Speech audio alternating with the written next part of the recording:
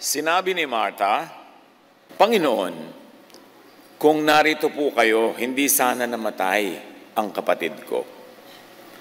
Subalit alam kong ngayoy ipagkakaloob sa inyo ng Diyos ang anumang hilingin nyo sa Kanya.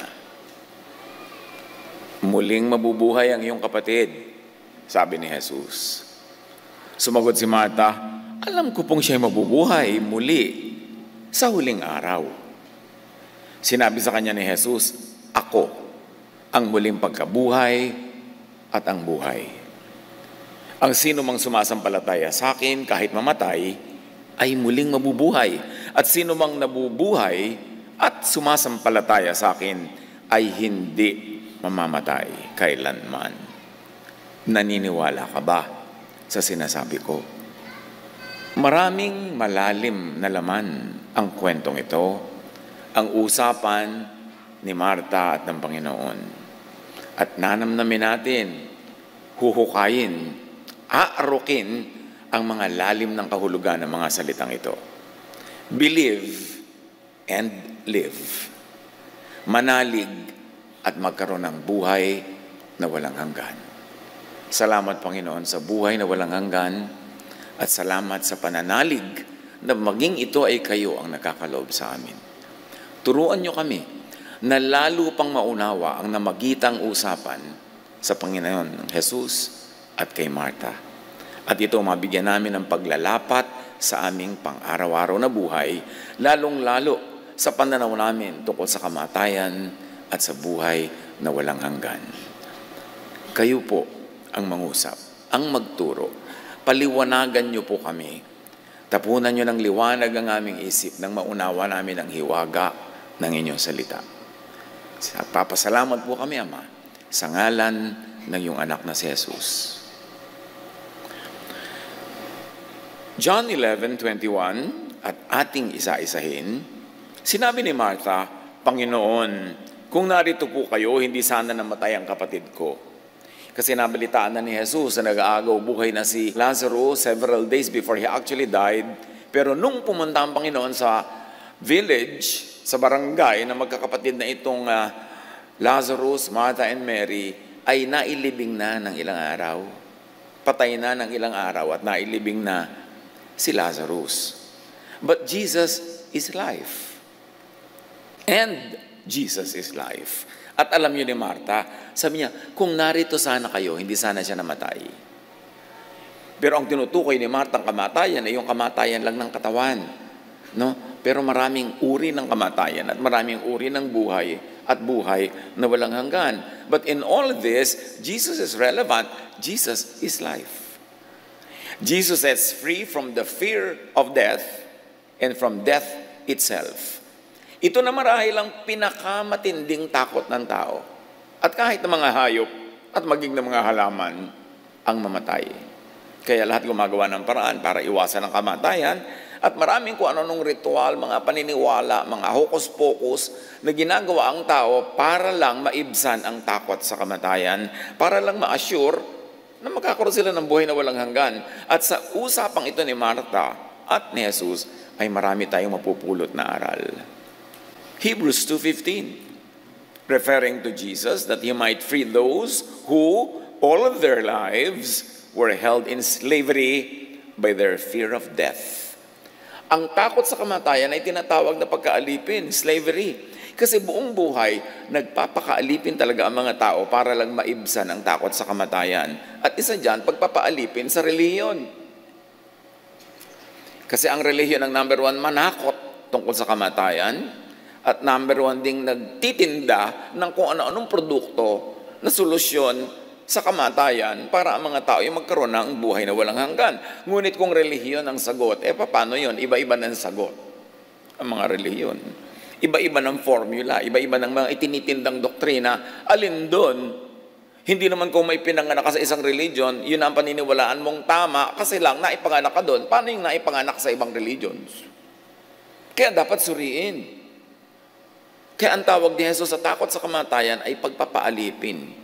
So, sino man kasi na nag-aalok sa iyo ng kaligtasan mula sa kamatayan, ay siyempre may produktong ititinda at Bili ka ng bili nun habang buhay, kaya slavery yung fear.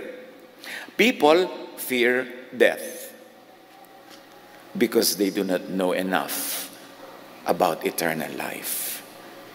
At sinabi sa scripture, my people are destroyed for lack of knowledge.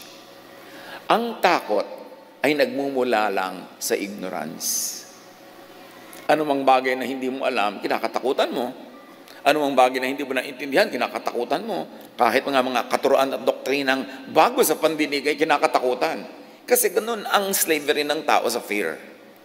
So, fear of death enslaves. How do you set yourself free by the help of Jesus from this slavery, from this fear? Know life and the mechanics of life. Knowledge is power. Knowledge is freedom. Know life and the mechanics of life and be free from death and be free even from the fear of death. Ano ang mga dapat nating unawain? Marami, pero konti lang ang sisikapin nating mabuklat ngayon at sapat na yan na panghawakan para matanggal ang fear of death at maunawaan natin ang eternal life. One, life is designed. The universe is fine-tuned. Hindi aksidente ang universe. Hindi siya simple evolution, siya ay creation. At ang creation ay may creator. At ang creator ay eternal. And because we were made in the image of the creator, if the creator is eternal, therefore we are eternal. Dapat natin maintindihan yan. Tanggalin muna yung mga sapot-sapot sa ating isip na katuruan ng kung ano-anong iba't ibang relihiyon ng pananakot. Tingnan natin ang creation. Life is designed, the universe is fine-tuned. Consider yung isa sa mga rules of science, the golden ratio, or what they call the divine proportion. Hindi ko inaasahan na lahat tayo ma-appreciate o agad, maiintindihan in one sitting, kasi kumisan 4 years pinag-aaralan ng mga yan. Sapat na ngayon ay mabuklat natin para lang malaman natin, ay may ganun palang topic, para assignment, homework, pag-aralan yung mabuti para maintindihan. Nobody expects you to understand everything in one sitting, especially right now. And this is the challenge of church preaching. Limited ka, 40 minutes up to 1 hour. Paano mo ituturo ang lahat ng yan? Kaya nagiging sound bites lang eh. At ngayon, i-consider natin sound bites na assignment ninyong pag-aralan lahat para lalong maintindihan. Ang goal lang natin ngayon ay buksan ang ating isip na may mga ganun palang usapin, may mga ganun palang topic na dapat lang saliksigin. We shall flirt with some scientific principles. Know, understand, at kung nano-nosebleed, just take note now and know more soonest. Huwag matakot sa bagong nadidinig, huwag matatakot sa bagong nalalaman because God is knowledge and God is light. Now, the golden ratio in science is a perfectly symmetrical relationship between two proportions. Mathematically, this ratio is closely related to the so-called Fibonacci sequence, where each term is the sum of the previous two. For instance, 1, you start with 1. 1 plus 0, kasi 0 yung kakambal niya sa una, 1 din. Now, ang kasunod ng 1 ay 2. So, 1 plus 2 equals 3. Tingnan nyo yung sequence. Now, 3 plus 2, yung sinundan niya, equals 5. 5 plus 3, yung sinundan, magiging 8. And so on, hanggang maging 13, hanggang maging 21. This law is embedded in nature. Hindi pwedeng aksidente kasi design. Tingnan natin yung sinasabi ng ating video sa Fibonacci sequence. Nakita na natin yan. Tingnan nyo uli, i-research nyo uli, paulit-ulit. Kasi that sequence repeats. Now, this pattern shows even in great works of art. Ano ba yung tinatawag na maganda? Lumalabas din yung sequence na yan kahit sa shell, kahit sa Milky Way, kahit sa mga halaman, sa fern na bumubuka, kahit sa storm na nabubuo pa lamang, kahit sa sunflower. Pag tinignan nyo, tinitigan, lumalabas yung Fibonacci sequence. At yung Mona Lisa, maganda kasi sumusunod pa rin yan doon sa pattern na yon. Maging ang Greek classical architecture. Maging lahat ng tinatawag nating maganda, yung pinayagan ng humanity na ma-establish na maganda, pati yung painting ni Da Vinci na Creation of Adam, sumusunod sa ganun sequence. Kaya, alam mo man o hindi yung sequence na yun, something inside you tells you, maganda ang art na to. At may nagsasabi naman sa'yo, ay, hindi ito maganda. Bakit tabi-tabingi? Bakit parang magulo? Parang walang kwenta. Kasi nandun yun, embedded sa nature. Pagka tinignan pa natin at kinonsider, halimbawa yung fractal geometry, spell fractal geometry, sometimes called Mandelbrot equation. Now, a fractal is a shape that shows self-similarity. Yan, papasok ang microscope sa tinitingnang parts ng isang living thing. Yung pattern, ulit ng ulit. Habang makakarating ang microscope mo sa mas maliit na mga bagay, makikita mong paulit-ulit yung pattern. Every part of the structure is the same as the whole. Maging sa mga shell uli, maging sa sunflower, maging mga sanga ng puno at yung mga veins ng mga dahon at maging mga sanga-sanga ng mga ugat at kung ano-anong bahagi ng ating baga, nandun lahat ang sequence na yan. Pag binuklat mo through the microscope ang lahat, malalaman mo mayroong creator. Lalo naman, pag umakyat ka sa taas, sa kalawakan, through a telescope naman, lalong makikita mo na may creator. The microscope and the telescope are God's great prophets. Kasi inire-reveal nila ang mga hiwaga ng Diyos, na hiwaga lang yun sa hindi marunong. Pero sa marunong, hindi na yung hiwaga. It becomes knowledge. Now, the golden ratio and fractal geometry appears all over nature. Nature follows these patterns. So, anong ibig sabihin? Mga kapatid, merong natural law. Law that applies to all. Ano man ang relihiyon mo, the law of gravity will apply to you. The law of physics will always apply to you. Ano man ang sekta mo. The law of velocity, buoyancy, all of this will apply. Kasi yan ang universal law. Kaya alam mo yan ang law ng God over all the laws of many religions that are competing, bangga-banggaan, laban-labanan, alin ang totoo. Siyempre, kung na-reminded ka, ipipilit mo, yung faith mo ang totoo. Kasi yun ang faith mo. Kasi doon ka lumaki. Kasi doon ka sumali. Pero paano yung iba? Ginigit din nila yung kanila ang totoo. Alin ang universal truth that is true everywhere, every time? Scientific laws. So you know that the Creator is the scientist. Hindi magkakontra ang science at ang true faith in God. Ang kumukontra lang sa science, yung mga religions na hindi tatayo at titindig ang pangangatwiran pag niliwanagan ng science. Yun ang takot sa science at nananakot against science. Now, the chaos theory, for instance, isa pa yan. In any chaotic setting, sabi ng chaos theory, there exists a definite pattern.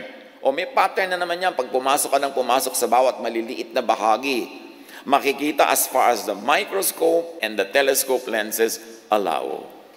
Technology, science, could really be God's last prophet na nagpapakilala talaga sa Diyos in very clear, repeatable terms. There is still order hidden inside what we perceive as chaos. True chaos does not exist. Why? Because God is God of order. How about the Mandelbrot set called the thumbprint of God? Now, the Mandelbrot set is a fractal. No matter how far observers zoom into it, they will find intricate patterns that are similar to the whole thing. But these are only similar and not the same. There's actually infinite variety. It never repeats itself. You know why? Because God is God of variety. Consider the DNA. The DNA or DNAs are codes, and coding requires intelligence. Bawat living thing may DNA. Kahit nga yung mga katanda-tanda ang kalansay ng mga pharaoh sa Egypt, naaaral nila ngayon yung DNA. Na-establish nila kung magkakamag-anak nga ba talaga ito o hindi. Kaya nga ngayon, pag gusto mong i-prove ang paternity ng isang bata, nagdi-DNA test. Kasi encoded sa kalit-liit ang himay-may ng ating pagkatao, kung ano tayo, sino tayo, at sino ang ating mga kamag-anak. DNA codes in our cells are very similar to intricate computer programs. At naiintindihan natin ito only lately kasi lately lang nagka-computer. Sa tagal ng panahon, ang tawag lang dyan, hiwaga. DNA, located inside the cell's nucleus, is a carrier of genetic information. Sa kaprasong DNA na yan, nakakode na lahat, blueprint yan, ang design and instruction to make proteins, molecules, and body parts like legs, eyes, hearts. Kaya pag may bata, tinignan mo yung mata, bagong panganak pa lang, uy, kumuha sa ama. Kasi, yung DNA ng ama ang nasunod doon sa mata. Kung minsan naman, ay, ang ilong sa ina. Yung DNA ang nasunod. Magtataka lang yung ibang mga marites, bakit ka mukha ng kapitbahay? DNA, ni kumpare. Bigla. Hindi yan maikakaila. Diyos ang naglagay niyan. What about Benford's Law? Yung graph na yan, ang sinasabi niyan mga kapatid. Benford's Law states that the leading digit in a number is more likely to be a small number like 1 or 2 or 3, not a large number like 7, 8, or 9. It also states that 1, or the number 1, is the most likely leading digit to occur by far. And this will apply to any random set of data. Anong application ito mga kapatid? Halimbawa, nagre-report kayo ng sales nyo sa BIR. Tapos iniimbento nyo lang yung mga resibo. Gawa lang kayo ng gawa. Gawa lang kayo ng gawa. Ito yung sale. O kaya ang mga tindera nyo, nagre-report ng benta nila sa inyo. Ito yung benta, benta, benta. Gumagawa pa ng mga resibo. Pag nag-Benford Law kayo, mabibisto nyo. Kasi, kahit magtambak ka ng libu-libong number dyan, laging ang pinakamarami dyan, nagsisimula sa 1. Tapos 2, tapos 3, papakonti ng papakonti hanggang 9. Hindi ko kayo tinuturoang mandaya. Pero reliable ang Benford Law to detect fraud in reporting numbers. This is used in Canada. Malalaman, kahit tax declaration mo, nandadaya ka sa mga number mo, kahit yung mga liquidation mo, mga lalabas, kasi God is the master mathematician. At may law ang numbers. Hindi pwedeng dayain. Yan ang alam ng mga engineer. Kaya alam mo yung load ng bridge o 10 tons o ganyan. Kasi may computation kung gaano karaming semento at bato at bakal ang dapat mong ilagay para makatawid dyan ang 10-ton truck. May law ang lahat. Bakit umaakyat ang aeroplano? You know, the science of the aerodynamics. Bakit na nahuhulog ang mga dapat mahulog? Because of the law of gravity. Bakit nakakaland ng aeroplano? Computed lahat. Bakit sasakay ka sa aeroplano ng gabing-gabi, maglalakbay kayo ng ilang oras sa buong kagabihan, tapos maglalanding siya exactly sa airport na plano, hindi sa ibang airport. Sumusunod lang yan sa laws of physics, sa laws of geometry. Hindi yun pwedeng palitan. Bakit? Kasi ginawa yun ng Diyos. Bakit ang mga doktor sinabi, itong gamot, inumin mo, after 5 days, may talab na yan. Kasi na-observe na nila. Yun ang science. Na-observe mo kung ano lang yung nando na nakatotohanan. Kaya gumagaling ka. Kaya ka na-o-opera. Kung ano-anong ginagawa. Dahil may law ang lahat. Marami pang ibang natural laws. Laws of chemistry, of physics, laws of the sciences, and the laws of the applied sciences like medicine, therapy, engineering. Yan, ina-apply nila to practical terms those theories that are already proven to work. What then can be concluded? Bakit tayo nagsascience here? Merong design. Therefore, merong designer ang lahat. May intelligent, and more than that, loving plan ang designer. At pag naintindihan mo ito, mga pawi ang takot mo sa kamatayan kasi pati yung kamatayan at post-kamatayan, plano na. Walang surprise. Jeremiah 29:11, "For I know the plans I have for you, declares the Lord. Plans to prosper you and not to harm you, plans to give you hope and a future, that even death is not meant to harm you." Dapat yung dibdibin nang mawala yung mga takot na yan, yung slavery to the fear of death. Know, appreciate, and have faith on the designer's plan. At sa pagbubungkal natin ng mga scientific structures na to, tinitingnan lang natin na, oo nga, may designer, may Diyos. At hindi to aksidente, hindi kung ano-ano lang. May pupuntahan ng lahat, therefore may pupuntahan ako. At ang pupuntahan ko, ang Diyos. Tip-tipin. Apply this to death and to the fear of death. Bakit ako pa ulit-ulit sa team na to, yung fear of death and death? As a pastor for more than 4 decades, alam ko na, concluded na, ang talagang major fear ng tao, kamatayan. May sagot na dyan ng Diyos eh. Tapos nagre-religion ka ng 10, 20, 30, 40, 50, 60, 80, 90 years, takot ka pa rin, edi walang napala. Kaya kailangan makalaya. Na napakahalaga, know, appreciate, and have faith on the designer's plan na outside of religious and sectarian texts, traditions, and doctrines. Science inevitably opens to the idea na merong designer, creator, sustainer, na mayroong Diyos. Napakarami ng mga scientists na nagsimula as atheist, kaaral, hindi nila maiwasan ang katotohanan na may creator. Yun lang magde-design ka ng spacecraft na maglalanding sa buwan, na ilang araw na naglalayag sa kalawakan, para mo-compute mo yung mathematics na umalis dito sa Earth na umiikot at magbabiyahe all throughout the space, na hindi siya babangga sa mga ibang mga bagay doon sa kalawakan, at makakarating sa buwan na nagbabiyahe din, magkaiba ng biyahe yung Earth at buwan, na-compute mo na maglalanding talaga doon sa ganung oras, sa ganung araw. Kasi may batas na hindi maiiba. Na ganun ang takbo ng mga planeta, ganun ang speed, kanya-kanyang speed, kaya walang mga banggaan. May batas.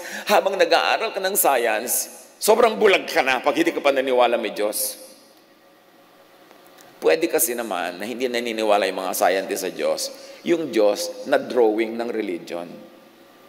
Kasi napakarami naman talagang drawing ng religions na hindi naman kapani-paniwala kung isa kang tao nag-iisip at marunong.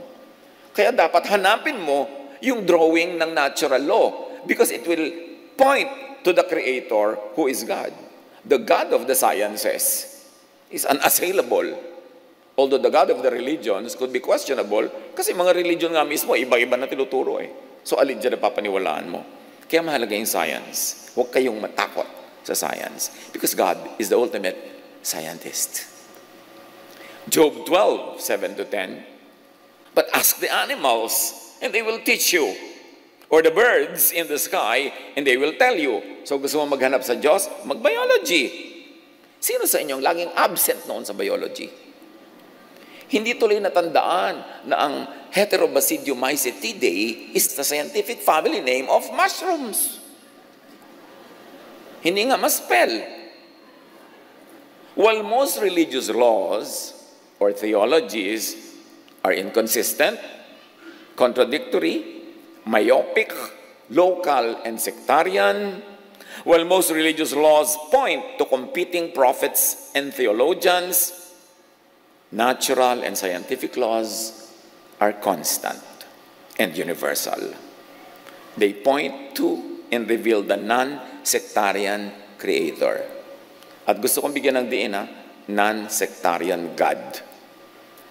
Ang God kasi pinag-aagaw-agawan ng mga sekta, ng mga relihiyon, at binibigyan ng kanya-kanyang bihis, costume, itsura, drawing, at mga doktrina.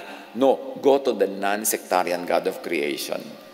At pwede rin siyang makilala sa Bible. Ang dami-dami pwede mo pagkakilanlan. Marunong ka lang dapat pumili at manuri kung ano ang titingnan. Job 12, 7-10, mag-biology ka daw. Or speak to the earth, and it will teach you. So mag-geology. Or let the fish in the sea inform you. Mag-fisheries. Mag-oceanography pa kung ibig mo. At sa pagpapatuloy ng Job, which of all this does not know that the hand of the Lord has done this? In His hand is the life of every creature and the breath of all mankind. Ang ganda ng realization. Napakaraming magagandang mapupulot sa Biblia. Marunong ka lang tumingin kung saan. Psalm 19:1, the heavens declare the glory of El, or of God. in the original Hebrew of the Old Testament, it is El that is used. In the English translation, it becomes God. And that's when it becomes very contestable to many people.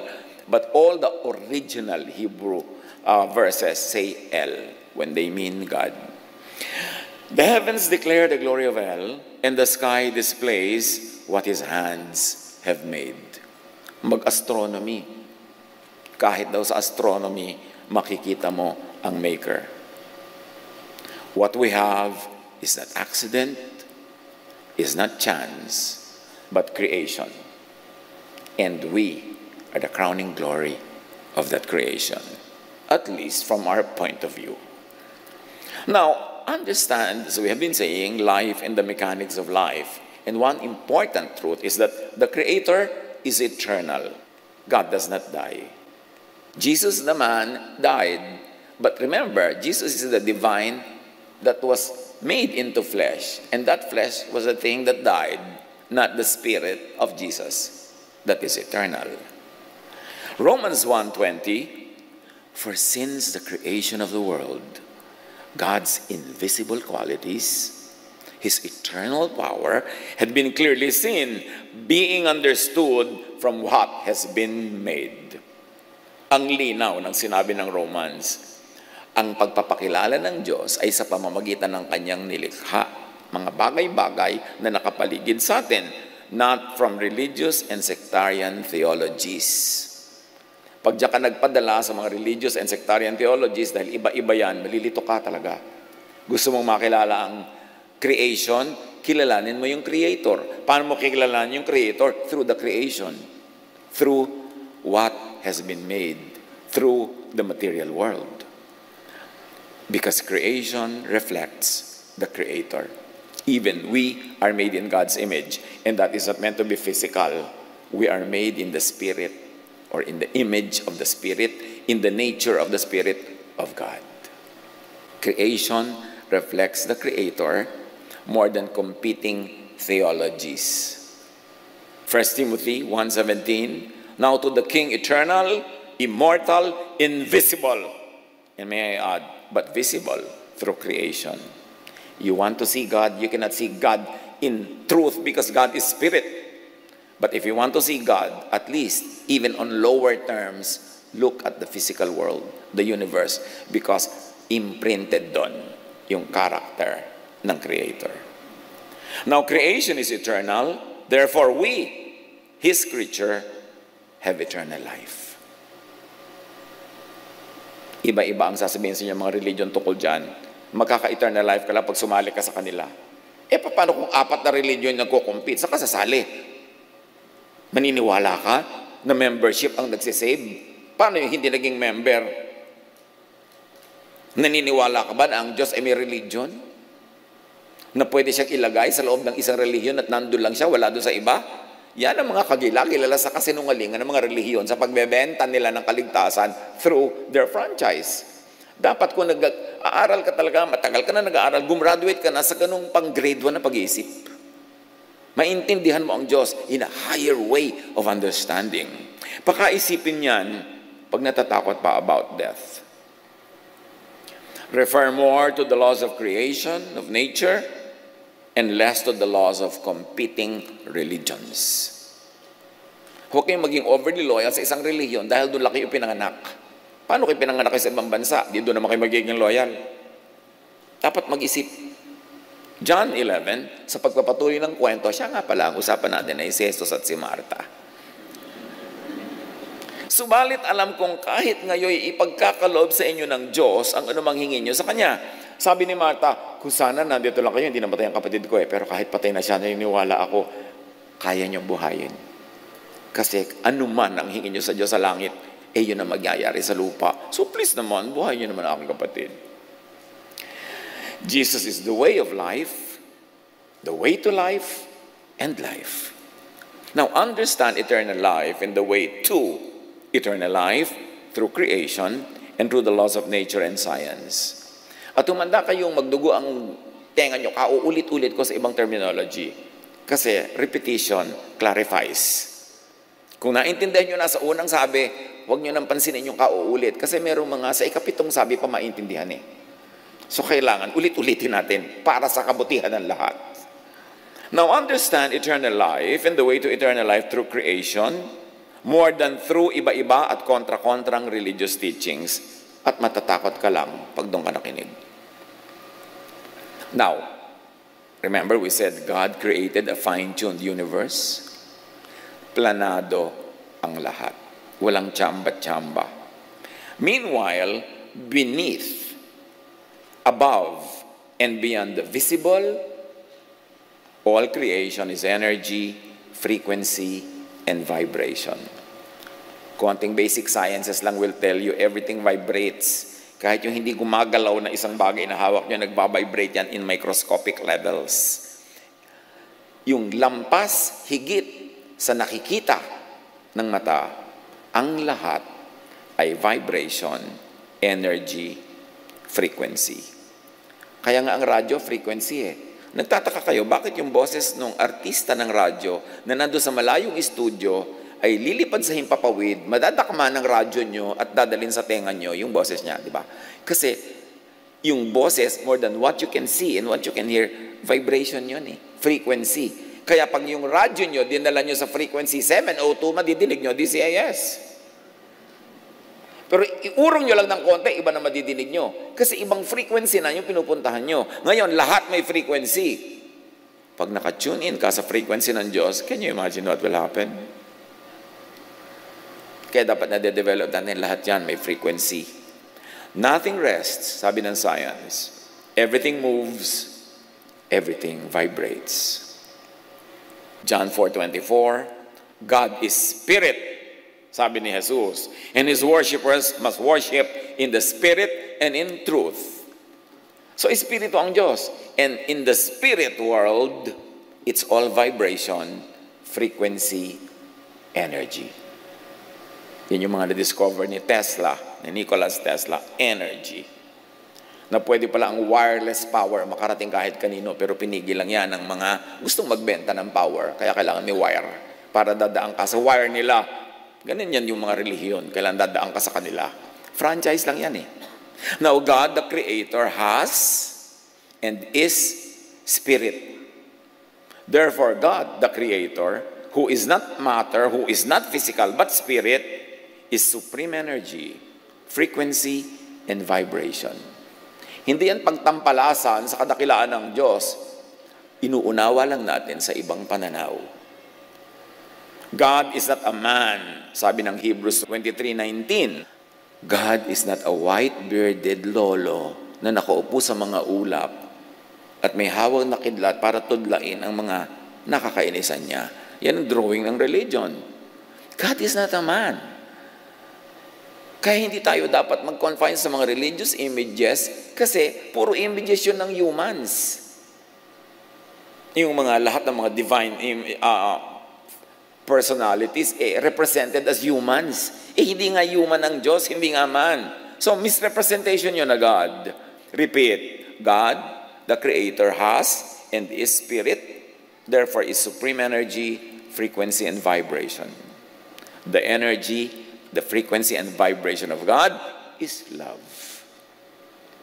Imagine God and love as a spiritual and invisible power, energy, vibration, and frequency, only manifesting in the material world through many acts of love.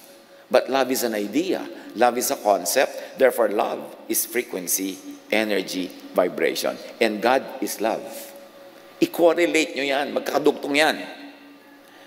Only understood by those who will really plumb the depths of the many angles of truth. In the spirit world, it's not physical or material or anthropomorphic. Hindi kamukha ng tao. It's spirit.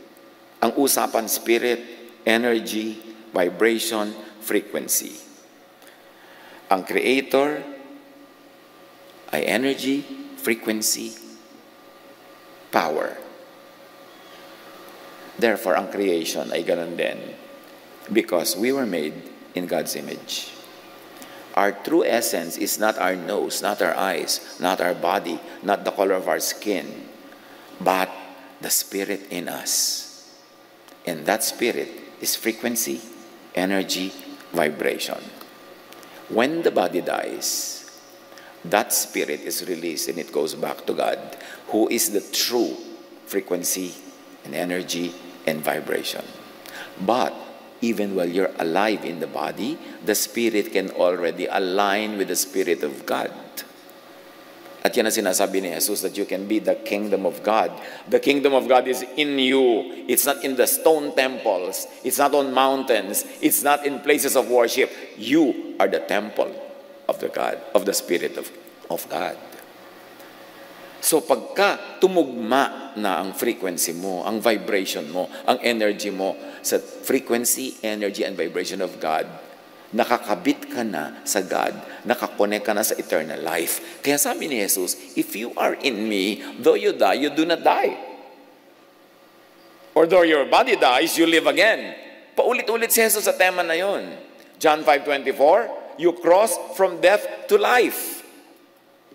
And that energy, that frequency and power and vibration is love. That's why love is the greatest. Sabi ni Paul, na-realize niya to eh. So faith, hope, love abide, these three. But the greatest is love. Why? Because God is love. The vibration of God is love. And if you are loving, no matter what your religion is, you vibrate in the frequency of the Creator. Therefore, eternal life is in you. Masyadong esoteric, pero spell esoteric. Kaya sabi ko, pag-aralan nyo to, hindi ito matatapos ngayon lang. Pero sasagutin ito ang napakaraming tanong na hindi nasasagot ng isang katerbang katekisim.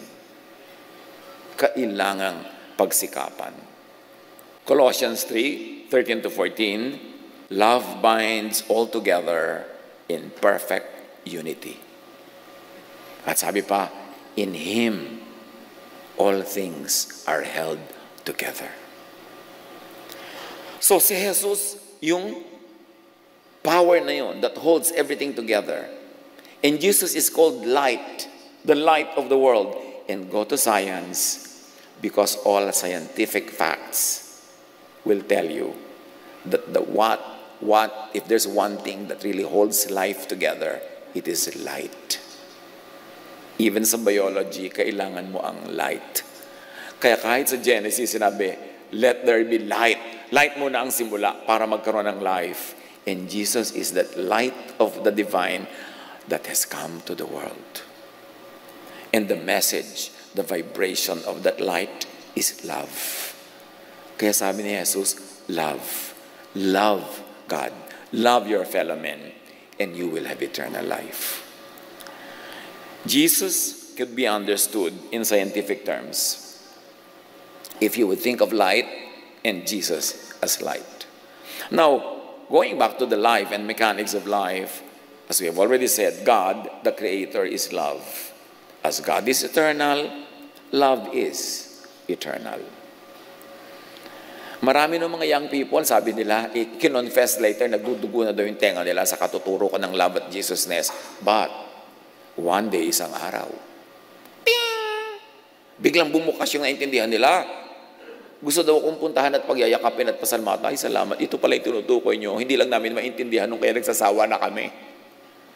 Kaya yung mga iba darating, anong teaching ngayon? Baka Jesus na naman, ha?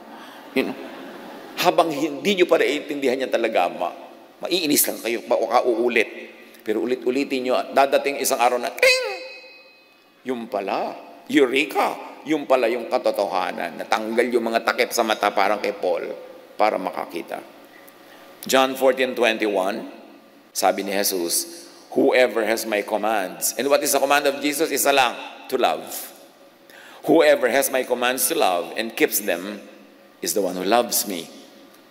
The one who loves me will be loved by my Father, and I too will love them and show myself to them. Now we enter another phase of our discussion, the issue of cycles, circles, repetitions. Sabi ni Jesus, kung sino ang sumusunod sa akin at umiibig, ay iibigin ko. So ikaw at si Jesus, Sabi niya, kung sino man ang iniibig ko, iibigin ng Ama. Therefore, iibigin ka rin ng Ama. At dahil iniibig mo si Jesus, iniibig ka ni Jesus ang Ama, iniibig ng Ama si Jesus at iniibig ni Jesus ang Ama, therefore, iibigin ka rin ng Ama. Makikipag-ibigan ka sa Ama at kay Jesus, ikot ng ikot yung cycle. Because true eternity is a circle. That's why God is called Alpha and Omega, the beginning and the end. Because only in the circle is the beginning, also the end. And therefore, there is no end because it becomes another beginning, kaya eternal. And that's when you know sacred art. In any religion, ang sacred art features a lot of circles. Paikot-ikot, paikot-ikot, paikot-ikot, because the divine does not end.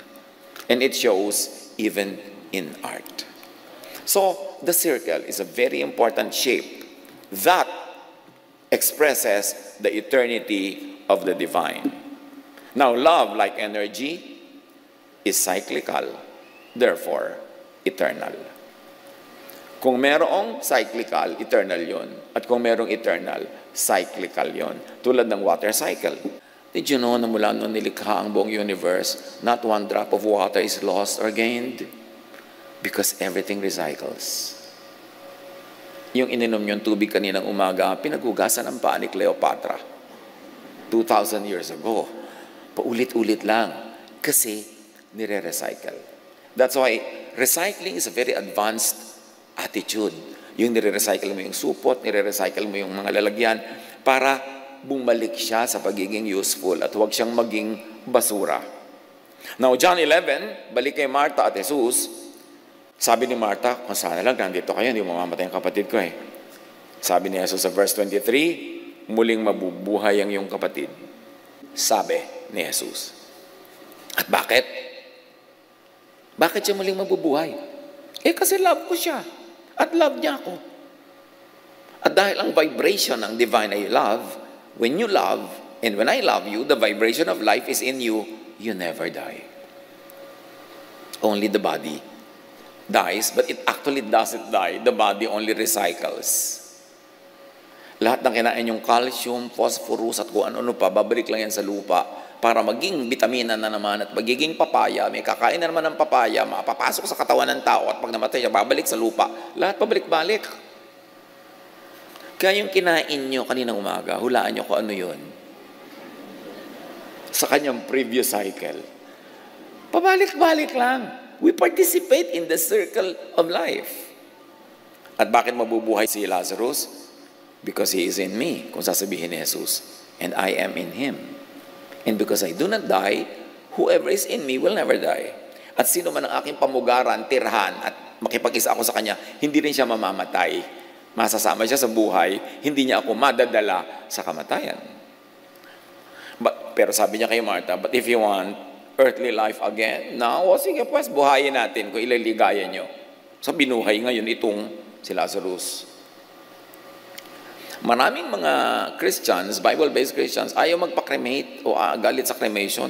Dahil paano ako mabubuo ulit pag bumalik ang Diyos? Problema na yan ng Diyos. Sa palagay mo ba, pag inilibing ka ng buong katawan, hindi ka kulang, tinanggal na nga nung ikaw ay inimbalsa mo, tinanggal yung mga laman loob mo, di kulang ka na rin. At kung kinain na ng mga uod yung katawan mo, yung mga uod ang dami-dami, sila ngayon ang bubuuin uli para mabuo ka. Huwag mo problemahin yun. Dahil si Lazarus nga binuhay sabi nga nung magkakapatid, may amoy na po, huwag na natin buksan ang libingan. Matagal na siyang patay. Hindi naman kasi uso na yung balsa mo, may amoy na. Anong amoy-amoy? Kaya kang i-reconstitute ni Jesus. No matter what your situation. Kaya kung gusto mo magpa-cremate, go ahead. Ang clean-clean, hindi na nakikita yung bangkay mo, tinitingnan po ng mga nakikipaglibing, ay, nangingitim na ang kuko.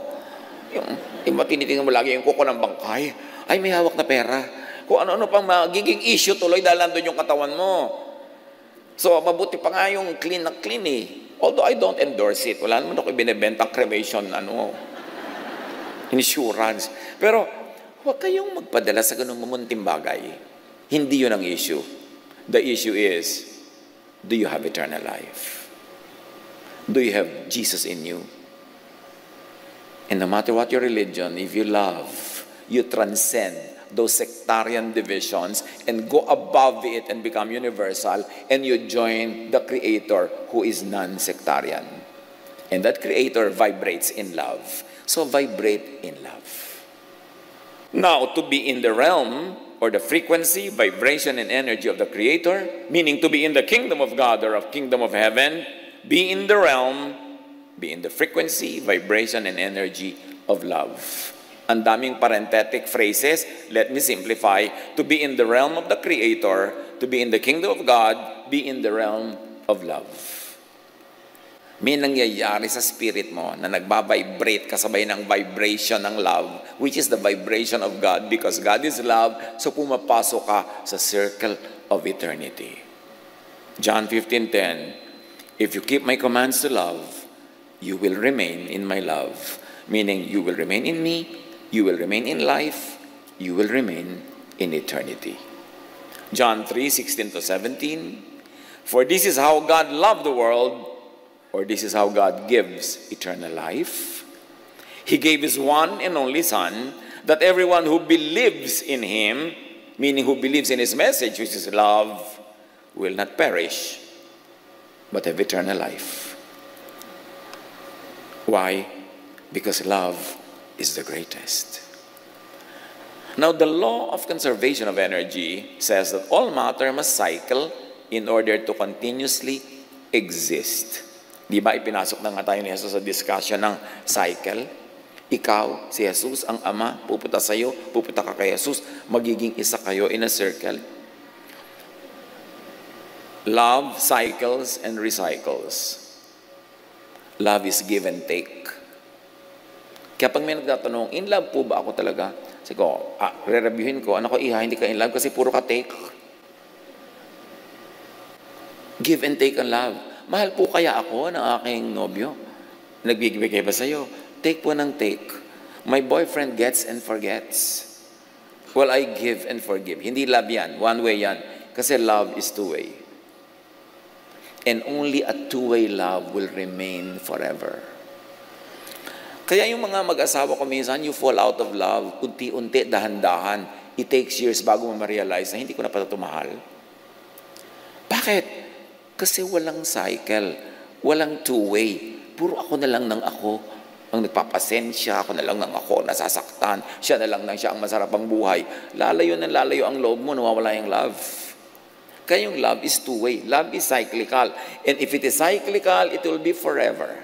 It will be for life. Because if it's a cycle, if it recycles, it will be eternal. The first law of thermodynamics says, energy cannot be created or destroyed. Nalaman nyo na yan ng grade 4 science pa lang, kundi kayo absent. Energy cannot be created or destroyed. It can only be transformed from one form to another. So ikaw, hindi ka ma-destroy. You will only be transformed. You will return to God in another format. Huwag nyo naman paniwalaan yung mga karton ng relihiyon na pagbalik mo sa Diyos, nandun lahat ng mga kamag-anak mo, nakakimuha na pa rin ang lola mo, nakaduster ang nanay mo, naka-jogging pants yung kuya mo, at may reunion kayo doon na parang yung barangay nyo, inilipat lang sa Pasay to heaven.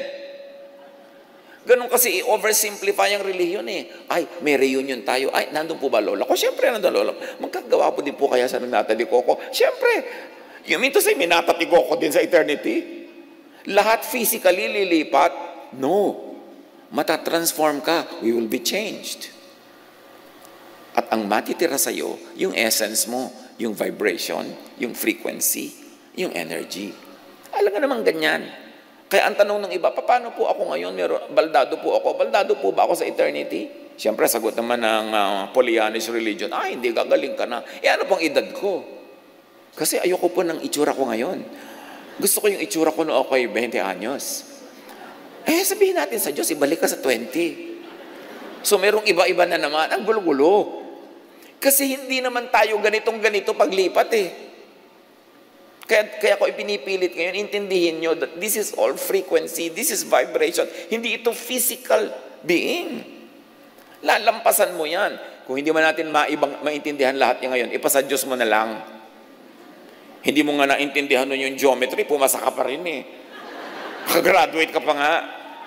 Di ganun din yung spirituality. Hindi mo kailangan maintindihan lahat.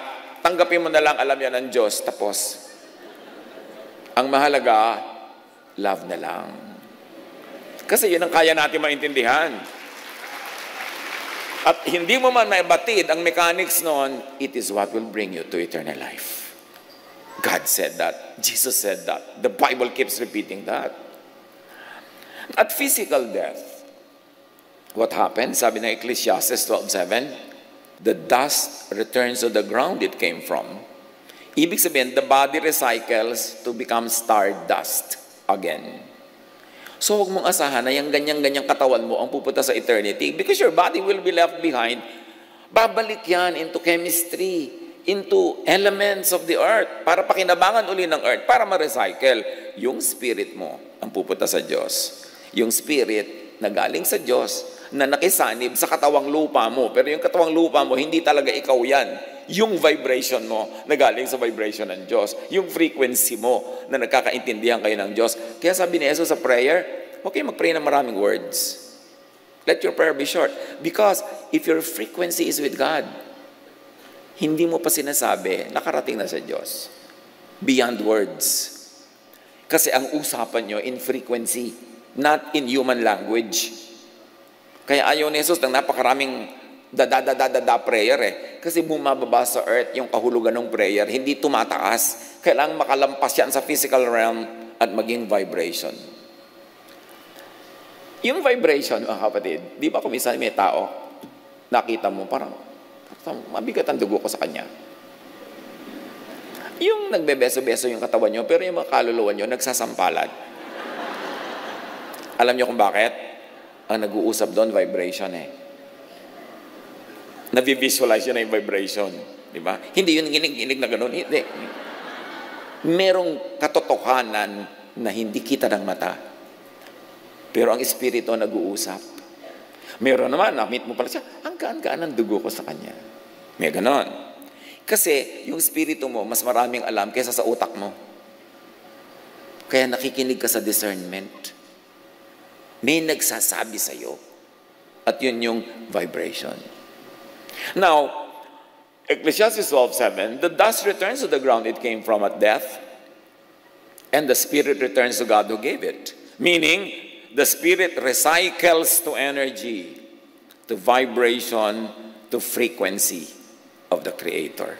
And you become completely one again because now you are no longer encumbered, you are no longer limited by the physical body. That's why death is freedom. Kaya huwag matakot. Sa kabila nung pinto ng kamatayan nun, nandun pa rin ang Diyos. Mas maningning, mas mauunawaan. Believers in Jesus and Jesus-ness vibrate in the frequency of eternal love. Enter the sphere of the divine eternal energy. Hindi yan hindi yan new age. Yan ay karunungan na itinuturo sa atin ng science. Believers in Jesus are born again, recreated, recycled into eternal spirit, eternal life of the divine. John 11:24, sumagot si Martha, alam ko pong mabubuhay muli sa huling araw ang aking kapatid. Sinabi ni Jesus, anong huling araw ang pinagsasasabi mo dyan? Ako ang muling pagkabuhay at ang buhay. Ako, hindi ang future event, hindi ang religious dates, hindi ang Jewish belief, hindi ang katuruan ng kung ano-ano dyan. Ako mismo ang buhay at ang buhay na walang hanggan. Kahit kailan, pwede ako magbigay ng buhay. Kahit anong paraan, pwede ako magbigay ng buhay. So huwag mong hintayin yung huling araw. Sabi niya, ako, hindi ang huling araw, ang buhay. Ako ang muling pagkabuhay at ang buhay.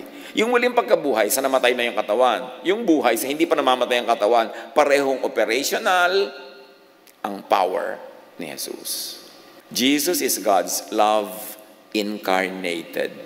Di ba ang pag-ibig nga ay frequency? O paano ngayon? Naging tao si Jesus. Pero beyond that tao, beyond that katawan is the universal spirit of the Word who was made flesh.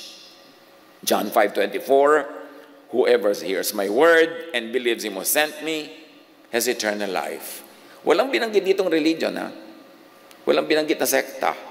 Walang binanggit na ritual. Ang sabi lang ni Jesus, ang nakikinig sa aking salita at katuruan ng pag-ibig at nananalig dito, meron ng buhay na walang hanggan. Hindi na niya kailangan hintay mamatay ang katawan niya. Nagsimula na ang buhay niyang walang hanggan. Lilipat na lang yon, oras na namatay yung katawan. Love, not religious identity, is the distinction of those who are truly in God, of those who have eternal life. Gusto mong tanungin, ligtas na po ba talaga ako? Ligtas na kaya siya? Itanong mo, loving ba? Because love is the distinctive. Not religious identity, not ritual, not anything. Love. 1 John 4:8, whoever does not love does not know God, because God is love. Di ba ang daming relihiyoso, hindi naman loving? So alam mo na, kailangan itong matuto, kailangan itong maturuan. Hindi binabaliwala si Jesus ng mga pag-aaral na ito at pag-unawang ito. Jesus is in the center of all this because Jesus was sent to tell us that the way to God is love. Hindi siya nababaliwala. Central na central siya. Proverbs 12:28, in the way of righteousness, and to Jesus, righteousness is love. In the way of righteousness, there is life. Along that path is immortality. Tandaan niyo itong Proverbs 12:28. You want to be immortal? Be righteous. Be loving. Hindi ito be righteous according to the law, but be righteous according to the command of God through Jesus, love. Eternal life is in Jesus, in love. John 1:12, to all who did receive Him, meaning who received His love, to those who believed in His name or in His teaching of love, He gave the right to become children of God. Therefore, He gave the right to become eternal. Yung kasing maraming mga religious work, pag sinabing, ipatanggap natin si Jesus. Pero ang totoo, ang ipinapatanggap ay law. Ang ipinapatanggap ay religious tradition. Kunwari, ipinatanggap si Jesus, pero pag dilat mo after the sinner's prayer, isang tambak na law ang ibibigay sa iyo, at actually, yung pala talaga ang agenda.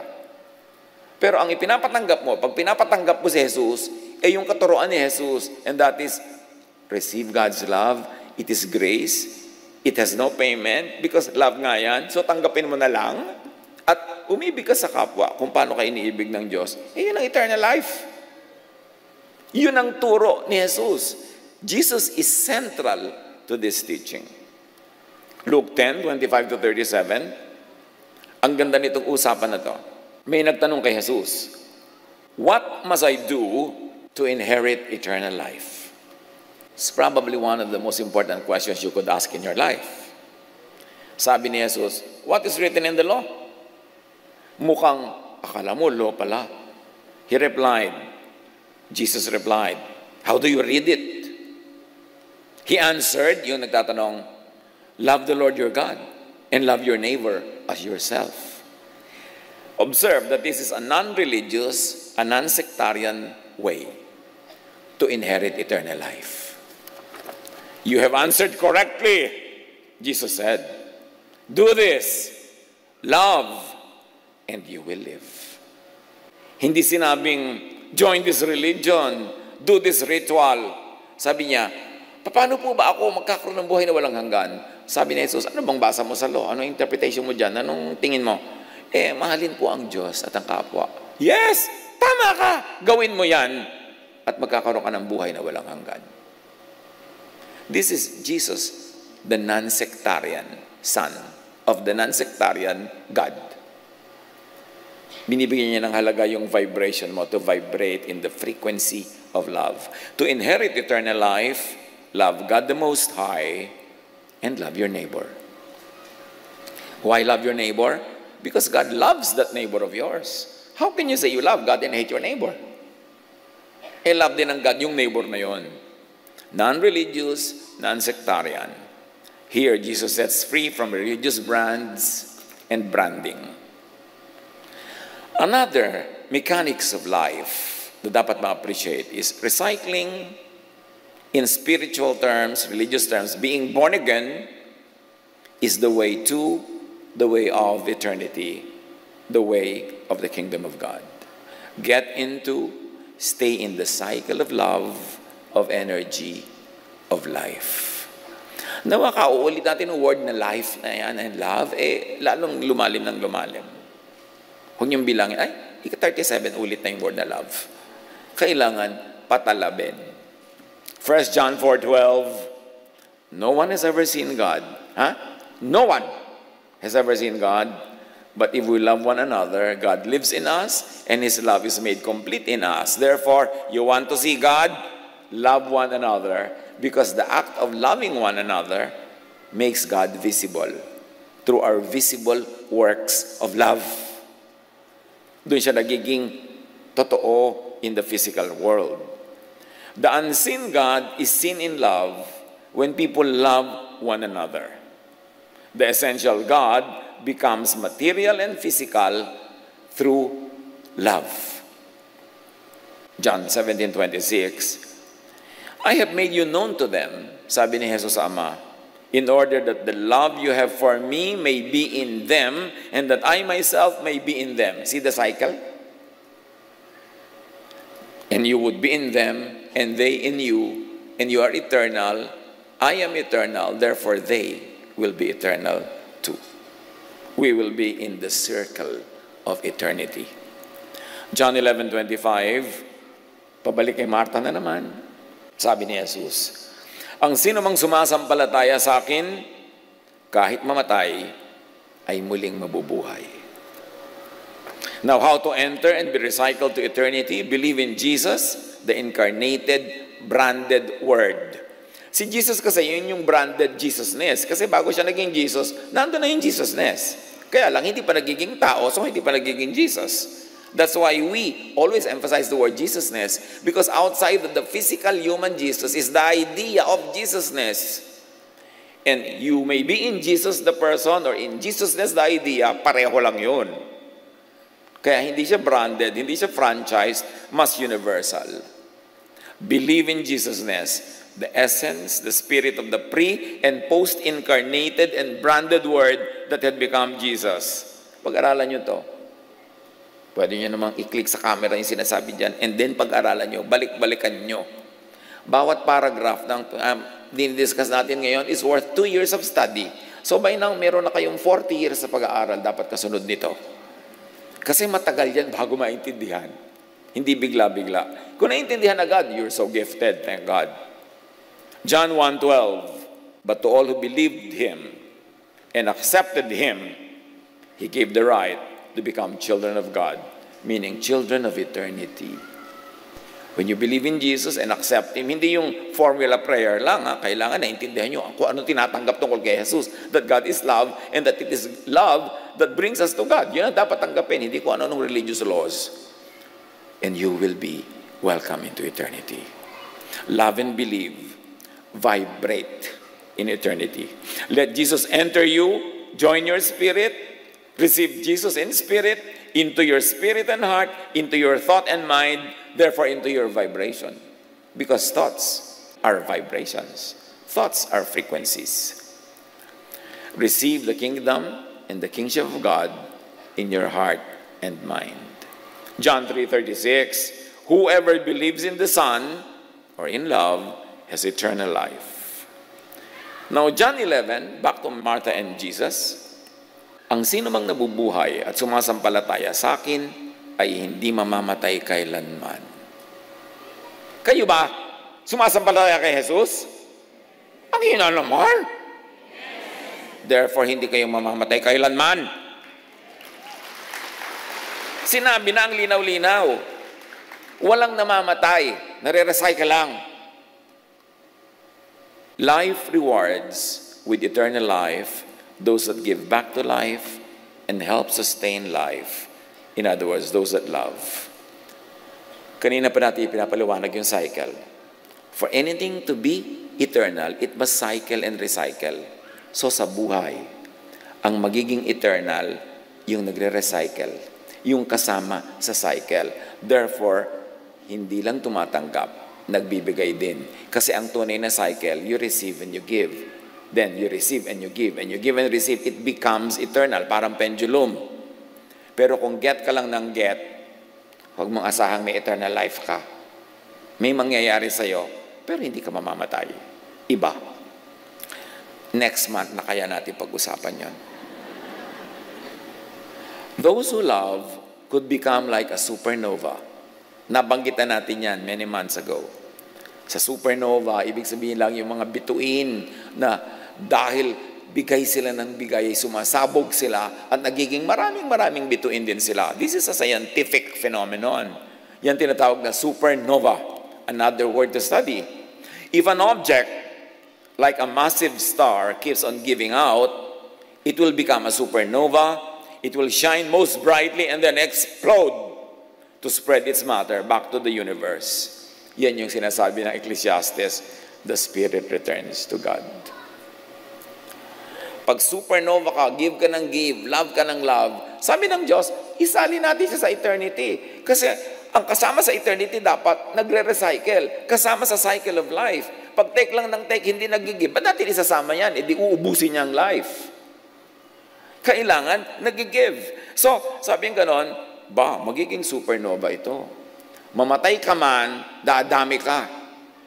Di ba, ganon din tayo, yung mga nagpaaral ka, namatay ka man, marami yung natuto. Nagpakain ka, mamatay ka man, marami yung natuloy ang buhay, nadugtungan ng buhay.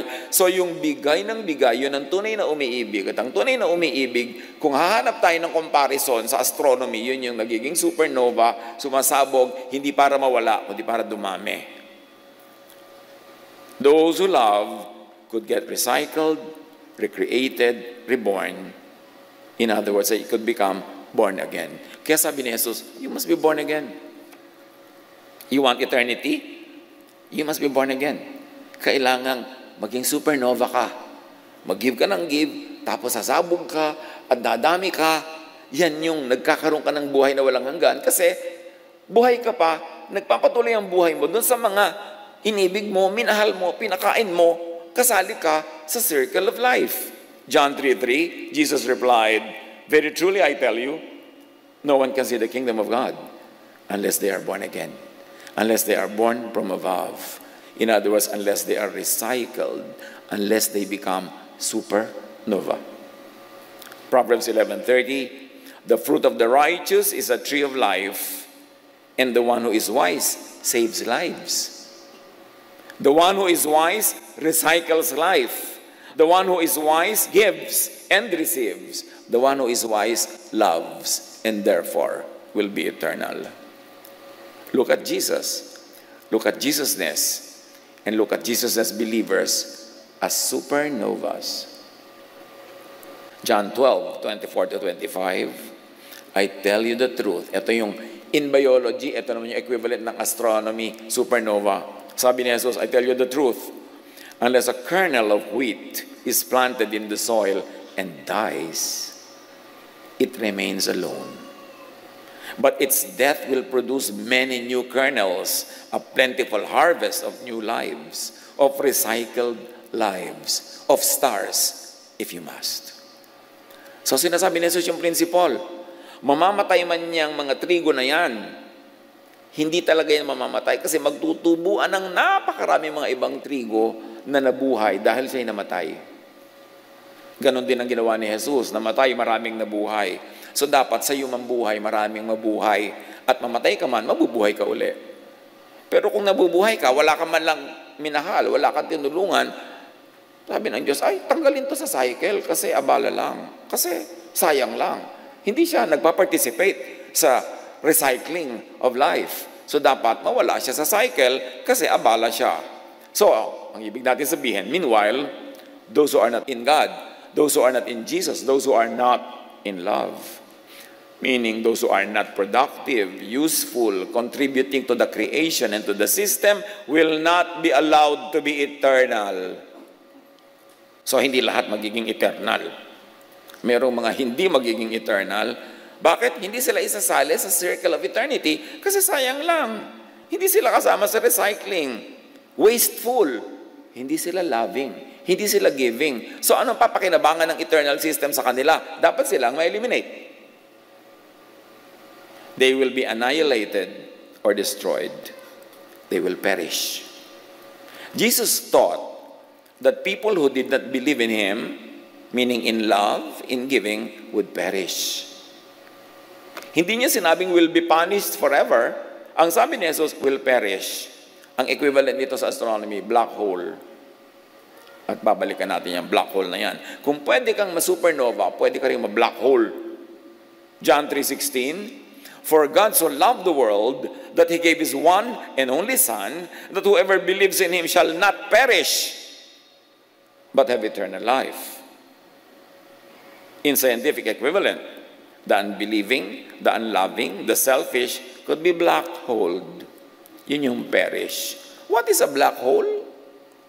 If an object, like a massive star, keeps on taking and taking matter by its gravitational pull without giving out, it will become a black hole, a region of darkness and nothingness. Ganun ang nangyayari sa hindi loving. Kaya dapat unawain ang teaching of love. Matthew 25:30, sabi ni Jesus tungkol sa mga ganito, throw that worthless servant outside into the darkness. And if you like to read it, into the black hole. Hindi sila dapat payagang patuloy na makisali sa recycling kasi hindi sila nagre-recycle. Hindi sila nagko-contribute sa eternity. Take lang sila ng take.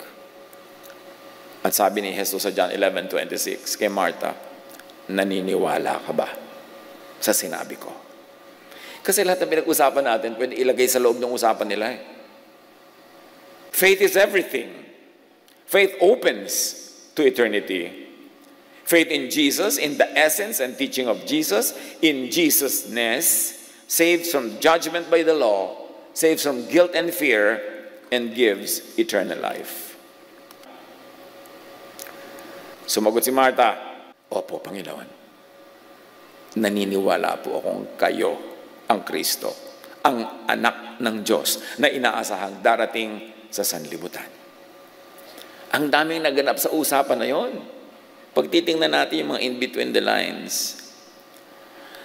For now, mga kapatid, mayroong definite law of creation, of nature. To stay in that system, to stay in eternal life, live by that law. Love. Do not fear death. Wala yan sa plano ng Diyos para sa atin. Kaya ipinadala niya si Jesus para tayong mahalin at mahalin natin si Jesus at maunawa na ating dapat yun lang atupagin natin, magmahalan.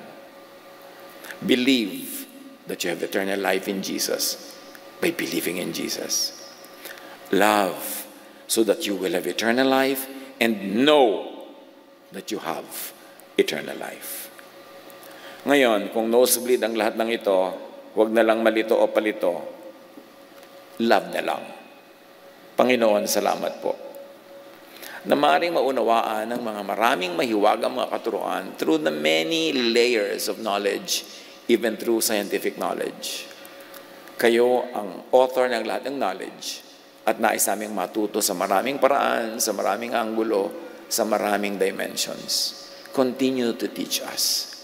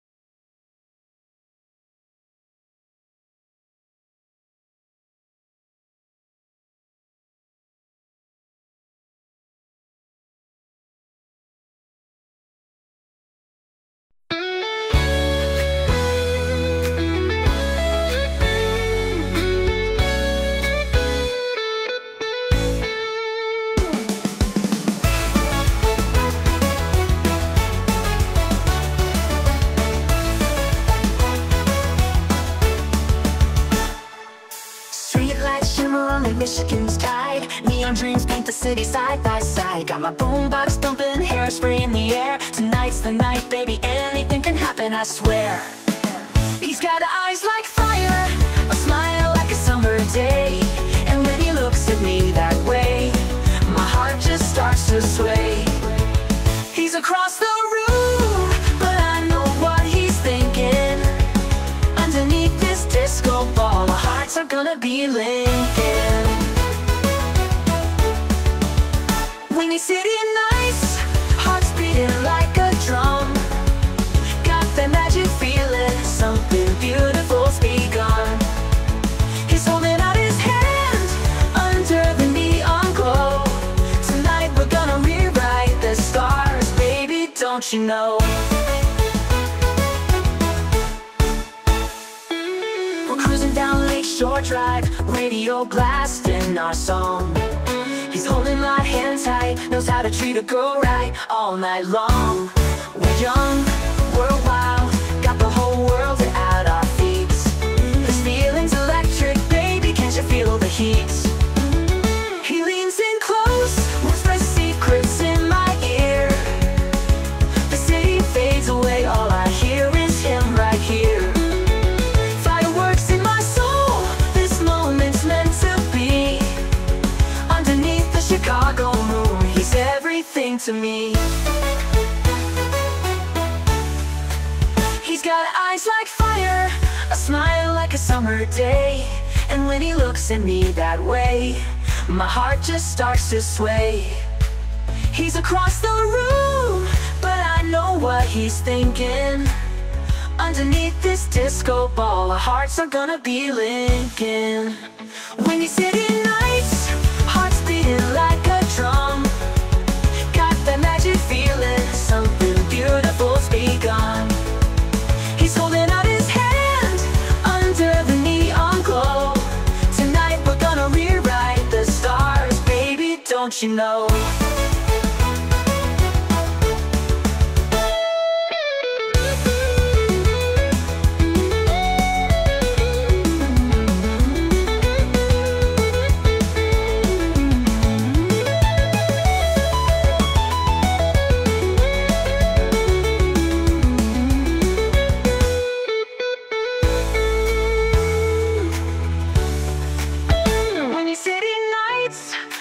Beating like a drum.